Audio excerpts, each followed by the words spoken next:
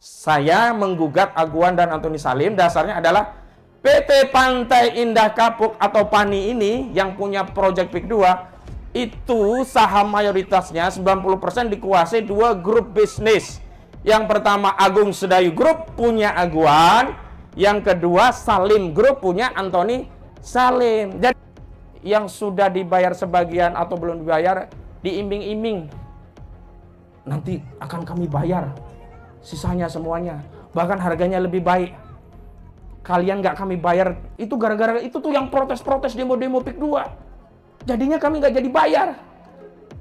Padahal dari dulu kagak dibayar. Padahal mereka juga hari ini nggak berani bayar. Kenapa? Status proyek ini juga mereka tunggu bagaimana kelanjutannya. Kalau proyek ini ternyata dibatalkan negara, nggak mau dia bayar. Itu sama saja nambah kerugian. Noh, pagar laut yang jogrok yang kelihatan saja. Kalau kita nggak demo, nggak teriak, nggak dicabut. Jadi jangan mau kita diadu domba oleh para, biasanya ngomong itu biasanya siapa? RCTI. Apa? Tolong orang yang berbuat dolim, termasuk juga yang didolimi. Sampai para sahabat bertanya, kalau kita diminta menolong orang yang didolimi, itu masih masuk akal gitu. Tapi bagaimana kita menolong orang yang berbuat dolim? Ya. Unsur ahoka doliman au madluman. Tolonglah saudaramu, baik yang berbuat zolim ataupun yang dizalimi. Bagaimana cara kita menolong para pejabat-pejabat yang dimanfaatkan untuk berbuat dolim kepada rakyatnya sendiri, menolong kepala desa yang berbuat dolim kepada rakyatnya sendiri, menolong lurah, bupati, DPRD, bahkan menteri yang berbuat dolim kepada rakyatnya sendiri, yakni dengan mencegahnya atau menghentikannya. Yang selanjutnya, bahwa amanah amar ma'ruf nahi mungkar ini, terlepas ada amanah dari Habib Rizik Syihab, memang kami berkepentingan untuk menyampaikan karena ini amanah ilmu yang kebetulan oleh Allah kami diberi karuniai pengetahuan untuk memahami apa sih itu PSN PIK 2 dan bagaimana cara oligarki atau aguan ini berbuat dolim kepada rakyat khususnya yang ada di Banten ini.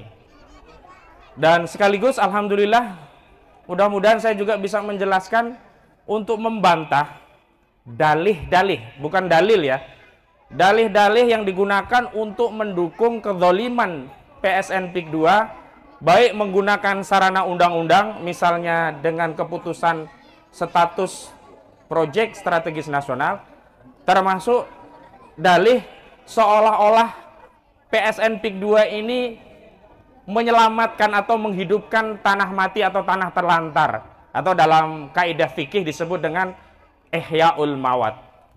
Kita berangkat dari sisi fikih dulu. Yang pertama, ada sejumlah orang-orang yang sebenarnya tidak layak disebut ulama ketika membela kezaliman. Kenapa? Karena dalam Al-Quran dikatakan innama yakhshallaha min ibadihil ulama. Sesungguhnya yang paling takut kepada Allah Subhanahu wa taala adalah para ulama. Karena ulama paling tahu bagaimana itu kebenaran, bagaimana itu kebatilan, dan ulama paling takut berbuat zalim apalagi mendukung kezaliman.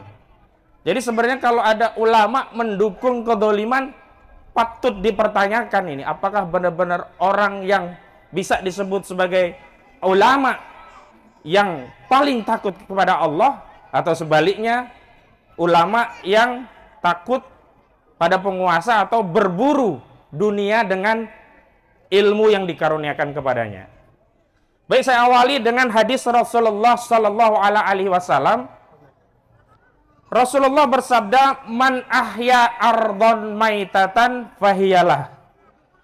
Barang siapa menghidupkan tanah mati, maka tanah mati itu baginya. Dalam Islam orang boleh punya tanah dan dibenarkan oleh syariat sepanjang sebab kepemilikannya, atau dalam fikih disebut as-sababu atau maluknya, dibenarkan secara syar'i. Apa sebab syar'i orang itu punya tanah? Bisa membeli, bisa dapat warisan, bisa dapat hadiah atau hibah, atau dia mendapatkan iqta'ud daulah, pemberian dari negara. Contohnya, tahun 80-90-an dulu, Pak Harto itu punya program namanya transmigrasi. Kemudian satu keluarga dibawa ke Sumatera, ke Kalimantan, dan setiap keluarga itu diberi tanah 2 hektar. Nah, tanah pemberian negara ini disebut iqta'ud daulah, sehingga kalau orang punya tanah diberi dari transmigrasi, secara agama sah itu menjadi tanahnya. Ini yang disebut dengan iqta'ud daulah. Dan ada lagi as-sababu atau maluk, sebab kepemilikan karena ihya'ul mawat, menghidupkan tanah mati. Apa itu definisi atau ta'rif tanah mati? As-Syekh At-Taqiyuddin An-Nabhani, beliau menyampaikan dalam redaksi bahasa Indonesia seperti ini kira-kira ta'rif atau pengertian tanah mati. Tanah mati adalah tanah yang tidak ada tanda-tanda kehidupan, belum pernah tersentuh oleh manusia, baik dengan pengelolaan atau tanda-tanda kehidupan sebelumnya. Kira-kira di Tangerang, di Banten ini ada tanah mati atau enggak? Kagak ada. Kira-kira di Tangerang ini ada nggak tanah yang terlantar nggak? Kagak ada. Tanah mati itu hanya terjadi dulu kakek buyut kita yang pertama mendaratkan kapal-kapalnya di Pulau Jawa ke Banten, kemudian belantara, dia hidupkan belantara Banten, maka dia masuk kategori ihya'ul mawat, dia menghidupkan tanah mati atau terlantar. Ini sebab yang syar'i, maka menjadi pemilik yang sah kakek buyut kita. Para pendahulu kita, kakek buyut kita orang Banten dahulu itu pemilik sah, karena mereka yang pertama kali ihya'ul mawat tanah Banten. Bukan Agung Sedayu, bukan Aguan. Apalagi Aguan kakek buyutnya dari Banten atau dari luar Banten? Dari sono, seberang jauh. Jadi gak ada pembenaran sedikit pun orang merampas tanah rakyat yang sudah dimiliki. Baik ada yang dengan pewarisan, rata-rata kan pewarisan, ada juga dari membeli, sudah dikelola bertahun, berpuluh tahun, bahkan ratusan tahun di tanah Banten. Tiba-tiba ada korporasi namanya Agung Sedayu, punya Aguan, merampas tanah itu. Lalu tiba nih ada orang yang ngaku alim, ulama. Oh itu bener, itu namanya menghidupkan tanah mati. Bohong atau bohong? Dusta atau dusta? Ini ulama syariat atau ulama ya ulama yang jahat, jelek. Kenapa? Karena dia menjual agama untuk sekerap tulang dunia yang tidak mengenyangkan. Buruk atau buruk? Dolim atau dolim? Harus bagaimana? Kita nasihati, kita hentikan kezalimannya dengan cara apa? Menjelaskan duduk perkaranya, bahwa konsep ihya'ul mawat dalam Islam memang ada, fikihnya memang syar'i, tetapi faktanya di Banten ini kagak ada tanah mati, ada tanah terlantar. Sehingga orang yang menyatakan PSN PIK 2 harus dukung dengan dalih bahwa itu menghidupkan tanah terlantar, menghidupkan tanah mati dengan dalih ihya'ul mawat, maka sebenarnya dia sedang mengambil bagian neraka untuk dirinya. Ini bahaya sekali. Sehingga ketika kita jelaskan dan itu menghentikan dirinya untuk tidak berbuat zalim, berarti kita sedang menolong saudara-saudara kita ini. Karena perintah Nabi, unsur ahoka zaliman au mazluman.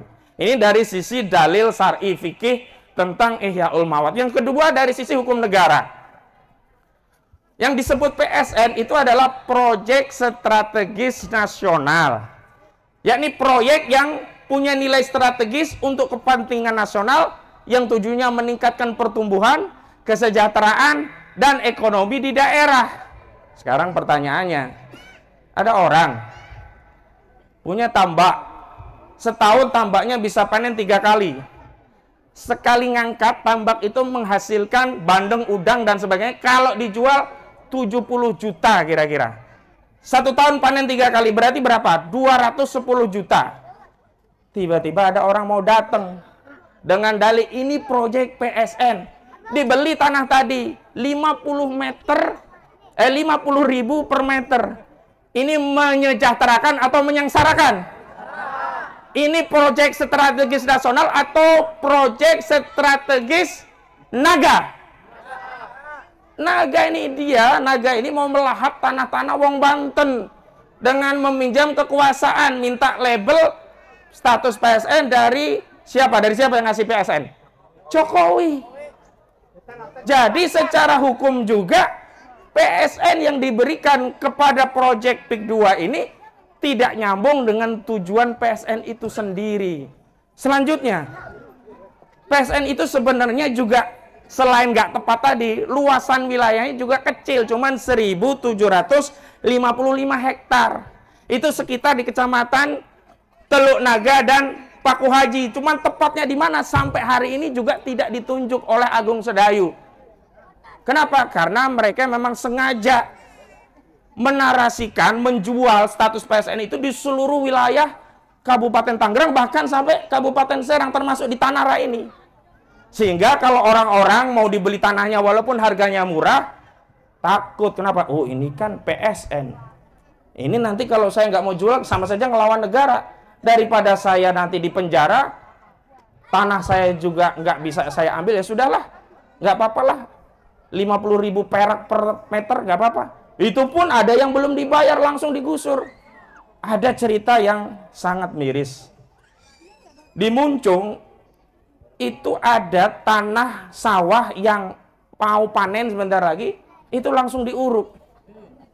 Tidak diketahui siapa yang nguruk. Baru orangnya tadi tanya ke desa, baru pihak desa justru menjadi juru bicara perusahaan menawar tanah tadi 50.000. Jadi kita harus ingatkan, ketika kita mengingatkan orang-orang di desa, bukan kita benci sama kepala desa. Bukan kita ini ingin dapat bagian dari kedoliman kepala desa. Enggak, kita sayang kepada kades-kades di Kabupaten Tangerang. Kita khawatir kalau mereka nanti diadab Allah di neraka dengan adab yang pedih. Karena itu kita tolong dia di dunia untuk tidak berbuat dolim dan menghentikan kedolimannya dengan cara apa? Menjelaskan. Enggak benar kalian kepala desa. Tugas kalian mengayomi warga desa, bukan menjadi kepanjangan tangan Aguan, bukan menjadi kepanjangan tangan Antoni Salim. Nah, ada pertanyaan, kok saya bawa-bawa Aguan sama Antoni Salim, apa dasarnya? Saya menggugat Aguan dan Antoni Salim, dasarnya adalah PT Pantai Indah Kapuk atau PANI ini yang punya proyek PIK 2, itu saham mayoritasnya 90% dikuasai dua grup bisnis. Yang pertama Agung Sedayu Group punya Aguan, yang kedua Salim Group punya Antoni Salim. Jadi hari ini ketika kita dibenturkan dengan orang desa, dengan preman, kita jangan lupa bahwa yang dapat untung paling besar dari proyek ini bukan preman-preman tadi, bukan kepala desa, mereka cuma kacung. Yang paling untung gede siapa? Yang punya proyek. Karena itu hari ini kita harus menuntut tanggung jawab bukan hanya kepada kepala desa, tapi juga kepada pemegang proyek. Tapi aneh, baru saja saya dapat kabar 263, ini yang di laut ya, 263 SHGB di laut yang dulu sudah ditegaskan ada di pagar laut, yang kata Menteri Nusron Wahid secara material dan faktual ada di laut, itu awalnya hanya dibatalkan 50 dari 263. Baru dengar lagi ternyata yang mau batalkan itu batal lagi, tidak jadi dicabut. Alasannya ada di luar garis pantai. Jadi ini ada garis pantai. Kalau di belakang dianggap tanah sah, daratan. Di luar dianggap ini tanah laut, maka ini yang dibatalkan. Padahal garis ini sesuka hati mereka tarik ke tengah juga bisa. Dengan dalih, oh itu dulu adalah tanah daratan yang terkena abrasi. Padahal di pantai utara itu kagak ada judulnya abrasi. Kalau selatan mungkin. Di Kohot itu yang terjadi bukan abrasi, justru terjadi sedimentasi. Karena ada material tanah yang dibawa oleh Sungai Cisadane. Di Cisadane itu ada dua desa, ada Tanjung Burung, ada Desa Kohot. Dua-duanya itu justru tanahnya bertambah, bukan malah berkurang. Jadi mereka ini sengaja membuat ya hikayat tanah musnah yang dulunya seolah-olah tanah tergerus laut, ya kan? Kemudian dinarasikan tanah musnah. Tujuannya apa? Tujuannya untuk mengaktifkan pasal 66 PP nomor 18 2021. Karena di PP ini pasal 66, orang yang punya sertifikat yang tanahnya musnah diberi hak untuk melakukan reklamasi atau rekonstruksi. Sekarang tanya, di Indonesia ini yang jago reklamasi ini Ahmad Kozinuddin atau Aguan? Di Indonesia ini yang bisa reklamasi Munarman atau Aguan? Jadi nggak mungkin reklamasi itu mau dimanfaatkan Kozinudin, Munarman, atau yang lainnya. Pasti itu mau dimanfaatkan oleh Aguan. Dan PP ini disusun sebagai pengejawantahan Undang-Undang Cipta Kerja, Undang-Undang nomor 6 tahun 2023. Sebelumnya di Undang-Undang Pokok Agraria 5 tahun 1960 tidak dikenal istilah tanah musnah.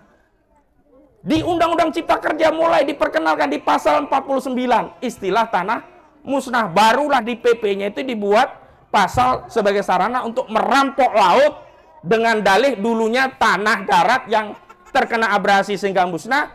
Lalu pemegang hak tadi melakukan rekonstruksi atau reklamasi karena diberi hak. Bukan hanya rekonstruksi dan reklamasi, juga punya hak uang kerohiman. Bayangkan, dua hal kita yang dirampok. Pertama, wilayah laut dirampok dengan dalih itu tanah musnah. Kedua, APBN atau APBD nanti dirampok untuk mengeluarkan uang kerohiman untuk pemegang hak sertifikat yang tanahnya dianggap musnah. Ini jahat luar biasa. Ini yang terjadi. Lalu di daratan, kalau di daratan lebih ngeri lagi. Jadi kalau kita hari ini rame kan karena ada pagar laut, dan di bawah pagar laut ternyata ada sertifikat laut. Di daratan, modus mereka merampas itu begini. Jadi pengembang bikin peta, rencana saya mau bikin kawasan industri. Nah, bikinlah peta yang mau dijadikan industri properti. Setelah itu apa? Dia kerjasama BPN. Dengan BPN terbitkan sertifikat, ditimpakan ke tanah-tanah rakyat. Lalu rakyat tadi diajak nego, mau jual gak murah, kalau nggak mau jual dirampas. Adu ke pengadilan, yang dimenangkan sertifikat produk mereka. Dan ini terjadi sejak kapan? Bukan 2024 ini, tapi atau 2024 akhir atau 2025 awal ini. Sejak 2015 dan 2018 itu udah rame. Jadi modusnya dia secara de jure dia menguasai tanah rakyat dengan bikin sertifikat kerjasama sama BPN. Secara de facto cara menguasai tanah itu apa? Dia gunakan preman. Dipakailah preman-preman ini, ditaruh di lokasi tanah-tanah yang sebenarnya milik warga, tapi didalihkan, oh ini sudah punya orang ini atas AJB ini, sertifikat ini atau AJB ini, gire ini. Coba di daerah Tangerang, Kabupaten Tangerang, ada 3 nama menguasai tanah 900 hektar. Masuk akal atau enggak ini? Enggak masuk akal. Ada yang atas nama Ahmad Gojali. Nah, Ahmad Gojali ini nama aslinya Engcun. Engcun ini yang bayari proyek pagar laut. Lah kenapa Bareskrim yang ditangkap cuman Kades Kohot si Arsin? Bareskrim, ente takut sama siapa? Sama Mandor Mehmet. Takut sama Engcun. Kenapa? Kalau yang diusut pagar laut Mandor Mehmet dan Engcun ini terhubung pada Ali Hanafiah Lijaya. Siapa Ali Hanafiah Lijaya? Dia orang kepercayaan Aguan. Kalau Ali Hanafiah Lijaya ditangkap dan di BAP, pasti dia nyanyi. Semua ini untuk kepentingan siapa? Agung Sedayu. Kenapa? Tanahnya ini dijadikan industri properti. Dan terbukti ada yang di daerah Pangkalan punya 6 hektar, ada yang 28 hektar di sebelahnya. Tidak dibayar. Ada yang sertifikat hak milik, ada yang gire. Tidak dibayar. Sekarang empang, itu wujudnya empang. Empangnya jadi apa? Jadi perumahan PIK 2. Sejak 2017. Padahal yang bayar pajak, ada yang sampai hari ini yang bayar pajak masih pemilik sah. Tapi sudah atas nama perumahan Pantai Indah Kapuk 2. Zalim sekali. Lalu kita sekarang diajak, oh ya udahlah, yang penting sudah ada Arsin Kades Kohot jadi tersangka. Ada Sekdesnya jadi tersangka. Ada Septian yang kuasa hukumnya jadi tersangka. Ada Chandra yang jadi kuasanya juga tersangka. Jangan mau dibodoh-bodohin. Mereka memang terlibat, tapi bukan mereka yang dapat manfaat dari tanah-tanah jarahan tadi. Sekarang pakai logika. Ada nggak orang bikin sertifikat di laut kalau nggak ada yang menampung? Ada nggak? Ada nggak orang bikin kalau nggak ada yang membiayai? Ada nggak? Nggak ada. Logika sederhana. Ada motor dicuri, modus pencuriannya BPKB sama STNK-nya dipalsukan. Jadilah kejahatan pencurian dan pemalsuan dokumen. 266, 263 masuk memasukkan keterangan palsu dalam dokumen atau akta otentik. Ini 266. memalsukan dokumen 263. 6 tahun, 266 7 tahun. Ditangkap nih orang yang nyuri motor sama yang memalsukan sertifikat. Pertanyaan selanjutnya. Ketika ada yang menampung motor, yang menerima motor itu sebagai apa? Istilahnya apa? Penadah. Diproses nggak? Harus diproses. Dan di dalam kasus maling motor pasti diproses. Nah, hari ini kejahatan perampasan tanah baik di darat dan laut itu siapa yang nampung tanah itu? Aguan, Antoni Salim. Lalu kenapa yang kecil-kecil dikorbankan, ditumbalkan, sementara penadah tanah-tanah rampasan Republik Indonesia, yakni Aguan dan Antoni Salim, tidak ditangkap dan dipenjara? Takbir! Jadi kita ini ingin menyadarkan, bukan membuat marah. Tapi kalau kita dizolimi marah, itu benar kata Imam Syafi'i. Orang dibuat marah, tapi dia tidak marah. Sebut saja dia itu keledai. Kita keledai atau manusia? Kita orang beriman atau orang beriman? Orang beriman layak marah nggak kalau didolimi? Kita agama Islam bukan agama lain yang kalau ditampar pipi kanan, kasih pipi kiri. Enggak begitu. Bahkan agama kita mengatakan siapa saja ya yang meninggal karena membela hartanya, matinya mati syahid. Jadi Islam itu agama yang memang tepos liro, menghormati, tapi ketika haknya dilanggar, kezaliman terjadi, Islam bukan hanya memberi hak untuk melawan, bahkan mewajibkan untuk menghentikan kezaliman dengan cara-cara yang sudah diatur oleh Islam. Selanjutnya, hari ini sudah kelihatan upaya untuk penyelamatan Aguan dan Antoni Salim, termasuk penyelamatan bisnisnya. Contoh, sertifikat yang katanya dibatalkan nggak jadi. Kenapa kalau sertifikat ini dampaknya nggak dibatalkan? Karena kalau nggak dibatalkan, sewaktu-waktu sertifikat tadi bisa diajukan untuk proses reklamasi dengan memanfaatkan hak reklamasi dan rekonstruksi dengan dalih tanahnya adalah tanah musnah karena udah jadi laut. Lagi pula mereka udah ngeluarin duit gede untuk bikin sertifikat itu. Nggak ridho mereka sertifikat itu langsung dibatalin. Jadi jangan percaya Nusron Wahid, apalagi sandiwaranya Mauro Warar Sirait sama Tito Karnavian. Datang ke Proyek 2, seolah-olah membuka akses malam-malam. Itu ngelenong aja, jangan percaya. Karena selama ini mereka itulah yang terlibat. Zaman Tito itulah Aguan mengendalikan kepolisian. Mauro Warar itu orangnya Aguan. Yang sekarang jadi Menteri Perumahan. Nah hari ini sayangnya, nah ini yang menjadi perhatian kita. Semestinya kita dilindungi dan diselesaikan urusan kita oleh negara. Karena tugas negara itu adalah mengatur, mengurusi urusan rakyatnya. Al-imamu ra'in wa huwa mas'ulun an ra'iyati. Seorang pemimpin, seorang presiden itu bertanggung jawab atas apa yang terjadi pada rakyatnya.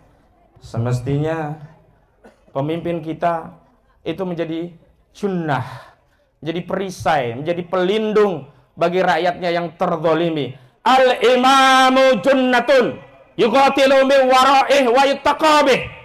Seorang imam, pemimpin, presiden itu menjadi tameng, pelindung, junnah, perisai bagi rakyatnya. Sehingga rakyat itu berperang di belakang pemimpin. Hari ini pemimpin kita alih-alih melindungi kita yang sedang terzolimi, alih-alih mengatur urusan ini dikembalikan dengan cara pertama, membatalkan status PSN PIK 2, kedua, menghentikan seluruh proyek PIK 2, ketiga, melakukan audit menyeluruh baik secara hukum, kinerja dan keuangan, ditata ulang, diselesaikan dengan negara sebagai mediator. Ingat ya, mediatornya negara, bukan Rofi'i, bukan Mu'anas Alaidit. Saya pernah di sebuah stasiun TV diminta, ya kalau Bang Kozinuddin memang ada tanahnya yang dilampar, ya bisa konsultasi ke saya, nanti saya teruskan ke PIK 2, ke Pak Aguan. Apa urusannya? Hari ini kita ingin negara yang menyelesaikan. Kalau negara, kepentingannya negara. Kalau yang menyelesaikan korporasi, kepentingannya korporasi. Tapi sayang, pemimpin yang kita harapkan menjadi penyelesai urusan kita, menjadi tameng bagi perlindungan kita, malah dari lisannya keluar teriakan, hidup Jokowi, hidup Jokowi, hidup Jokowi. Hampir sekali. Iya. Pik 2 selesaikan oleh negara. Selesaikan dengan audit dan menghentikan proyek itu. Nah, lalu bagaimana? Hari ini kita harus sadari bahwa hari ini kita benar-benar sudah yatim. Tak punya pemimpin, walaupun mereka punya jabatan pemimpin, tapi tidak melaksanakan tugas kepemimpinan. Karena itu kita sendiri yang harus meramut urusan kita. Kita harus berjuang bareng-bareng bersama rakyat, takbir. Kita harus berjuang bersama ulama, takbir. Kita harus berjuang bersama aktivis, takbir. Jangan mau dibelah-belah, jangan mau dipecah belah, takbir. Salah satu narasi memecah belah itu apa? Yang sudah dibayar sebagian atau belum dibayar, diiming-iming. Nanti akan kami bayar sisanya semuanya. Bahkan harganya lebih baik. Kalian nggak kami bayar, itu gara-gara itu tuh yang protes-protes demo-demo PIK 2. Jadinya kami nggak jadi bayar. Padahal dari dulu kagak dibayar. Padahal mereka juga hari ini nggak berani bayar. Kenapa? Status proyek ini juga mereka tunggu bagaimana kelanjutannya. Kalau proyek ini ternyata dibatalkan negara, nggak mau dia bayar. Itu sama saja nambah kerugian. Jadi kalau ada yang mau narasi bayar-bayar, jangan mau dipecah belah. Nanti yang disalahkan, oh Habib Hasan nih gara-garanya nih. Habib Hasan sih ngerahkan ceramah yang kayak gitu. Habib Hasan sih menggerakkan untuk melawan kezaliman. Ini kan dampaknya ke kita, nggak jadi bayar-bayar. Nggak begitu. Sebelum ada demo juga dari dulu nggak dibayar. Peristiwanya itu bukan baru kemarin, sejak 2015, 2017, sejak lama. Noh, pagar laut yang jogrok yang kelihatan saja. Kalau kita nggak demo, nggak teriak, nggak dicabut. Jadi jangan mau kita diadu domba oleh para, biasanya ngomong itu biasanya siapa? RCTI. Apa itu RCTI? Rombongan Calo Tanah Indonesia. Ini mereka nih yang suka adu domba karena mereka mau cari cuan dari selisih harga. Terakhir ini oligarki itu membangun narasi begini. Sebenarnya dari Agung Sedayu, dari Grup Salim itu bagus harganya, 1,5 juta per meter. Cuman itu kan yang main lurah-lurah lah, calo-calo ya, kami nggak tahu. Ini juga cuman buang badan, cuci tangan. Coba kalau dari dulu dia bilang 1,5 juta, oh udah dikasih semua itu. Itu muncul kan setelah ada seperti ini. Dan kalau sekarang ditongkrongin, enggak juga. Kenapa? Sebenarnya mereka juga udah tahu pekerjaan kotor ini sejak dulu begitu caranya. Cuman mereka tutup mata. Gua mah bodo amat nih, gua kasih duit, lu mau cara apa? Meres kek, mengintimidasi kek, mengkriminalisasi kek, pakai gugatan kek, pakai preman kek, terserah. Yang penting tanah itu milik gua. Lu kerja aja, ini duit dari gua. Jadi hari ini kita harus bersatu, jangan mau dipecah belah. Mimpi 1,5 juta per meter itu kan baru dihembuskan sekarang. Dulu kemana aja? Banyak yang nggak dibayar. Dan sekarang persoalannya bukan hanya kita-kita mungkin yang tidak terdampak, atau yang terdampak nggak dapat bayar. Ada R2 RT kalau nggak salah, di Tanara juga itu diisolir. Seperti di Gaza. Kehidupannya terisolir. Bang Marwan itu sudah ke sana. Bang Saididu sudah ke sana. Pak Maijen Sundarko juga ke sana. Ini videonya sudah nyampe, tapi ya tadi karena negara seperti tidak hadir, kita jadi yatim. Mau nggak mau, kita harus ngurusi urusan kita sendiri. Karena itu saya tekankan sekali lagi, jangan mau dipecah belah, ikuti komando ulama. Kalau nanti Habib Hasan perintahkan A, ayo Habib Hasan Al-Kab irakan A, ikuti A. Gak usah ngikuti rombongan Calo Tanah Republik Indonesia tadi, ya. Kalau kita berjuang, ya berangkat berjuang. Siap berjuang? Siap membela hak? Siap untuk menolong saudara muslim? Siap untuk menghancurkan Aguan dan Antoni Salim? Siap melawan segala bentuk kezaliman? Siap menjaga negara ini dari tangan-tangan yang ingin merampas negara ini? Siap menjaga kedaulatan negara? Siap tegakkan hukum Allah? Takbir! Assalamualaikum warahmatullahi wabarakatuh.